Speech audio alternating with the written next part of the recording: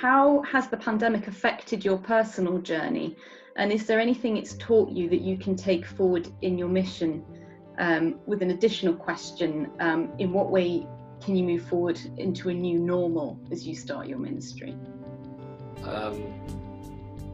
It's not really something I've thought about, and probably something I don't really want to think about, because I'd probably prefer the face-to-face, the human contact. I think this is a bit weird, this context. So, have you been doing sort of training or anything remotely? We're doing lectures from Ascot remotely. That was a way of finishing Ascot for us.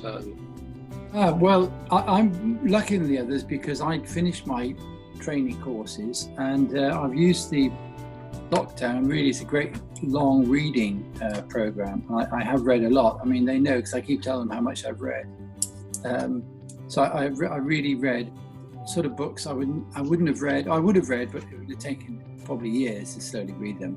And I got through a great program. Really pleased that. I prayed a lot more. I've been at home, and being the housewife, I've been more Mrs. Doyle than Father Ted, doing the cooking and the cleaning, etc., etc., etc. I've had time in my hands. I prayed a lot. Like Alex, the digital thing's okay, but we're people. I really missed seeing people. In general, not just parishioners, but in general, and you can feel this with other people, the lack of stimulation, the lack of interaction with people. It's not good for you mentally or spiritually, psychologically. We're incarnate beings. We're supposed to be in communion, seeing people, talking to them, and phoning them, as I did, parishioners, or emailing. It's okay, but it's a bit bloodless, really. And it's nice to be able to get back out again. I've endured the lockdown. I've been very fortunate. I haven't had financial problems, or I've had some health issues. That's been a bit of a worry, but they seem to be resolved. But I just want to get back to normal. Just see people, be with them. And actually, I haven't been to Mass for, say, over a third of a year now. And I'm really missing that. I suppose, like all of us, it's had a big impact on my daily life. Wasn't expecting to finish seminary as soon as I did in the end.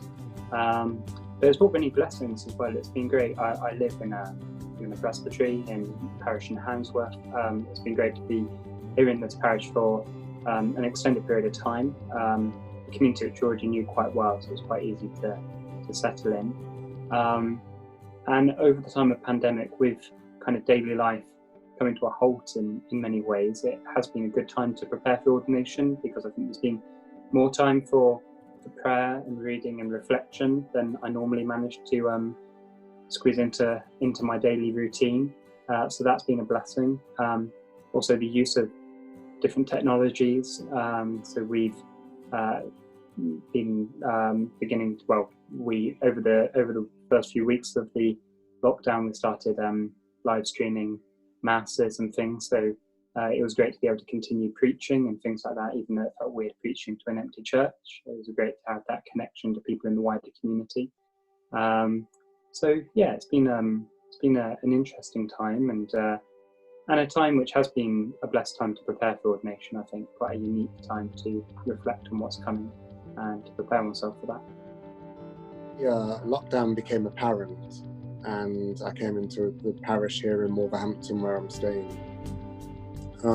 One of the things that had just been put in place here was the installation of the equipment for live streaming of masses, but also of holy hours as well. And so I arrived here, and it was one of the things that's been a real blessing for me is the fact that every day, for the live stream, but also for myself, another seminarian who was staying here in the parish priest, that would have a consistent routine of prayer, including daily mass, followed by the rosary, preceded by morning prayer, and that would have a daily holy hour in the evening, followed by evening prayer. And I suppose one of the things that the lockdown therefore did was just kind of really strip out all of the other stuff that was there in life, not completely, but to some extent, and really help to focus on what's important and what's essential, particularly as a priest, but really what's essential for all of us as Christians. And I suppose that idea of the lockdown in some sense helping to focus on what's important has also been true in terms of the ordination as well, because at first it seemed as though the ordination was just going to be a kind of stripped down and simpler affair, which at first there was a sense of loss at that happening, but then with time I sort of started to realise, well, actually what I really want is to be a priest and to serve the Lord, and that's still what's going to be able to happen regardless of whether it's a stripped down affair and not with the same ceremony and solemnity as previously. And then there was the delay, which was initially very disappointing to hear that the ordination would be delayed by a couple of months. However, again, it helped me to realise, I'm here to do the will of God and not to kind of make myself happy and make myself satisfied. So I suppose there's definitely been useful ways that I've learned, grown spiritually and so on over the time. So I don't think that one day I'm going to look back, regretfully at this time. I think actually on the contrary, I'm going to look back at this time as quite a formative time really in my life. So.